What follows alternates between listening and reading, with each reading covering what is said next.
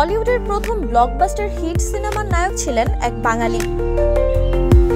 হ্যাঁ, আপনি ঠিকই শুনছেন। আজ থেকে প্রায় 90 বছর আগে যিনি হিন্দি সিনেমাকে প্রথমবারের মতো দিলেন বক্স অফিসে সাফল্যের ঝড়, তার নাম অশোক কুমার।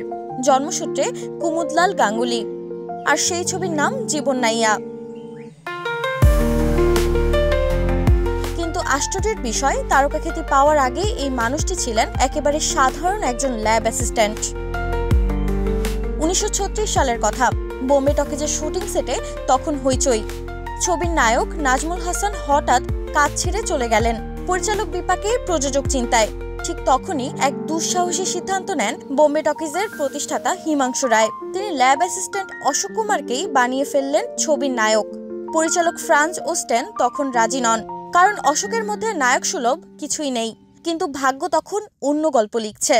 শুটিং শুরু হলো, আর দর্শক যেন পেয়ে গেল এক নতুন ধাঁচের হিরোকে। এক্সট্রিম মশার কয়েল প্ল্যান্ট ফাইবার দিয়ে তৈরি। ডেঙ্গু, চিকুনগুনিয়া বাহি সহ যে কোনো মশার বিরুদ্ধে দেয় এক্সট্রিম সুরক্ষা। জীবন নাইয়া মুক্তির পর বক্স অফিসে ঝড় তুলল। সাধারণ চেহারার সহজ সরল অশোক কুমার হয়ে উঠলেন নতুন প্রজন্মের আদর্শ। সেই এক ছবি বদলে দিল বলিউডের অভিনয়ের ধারা।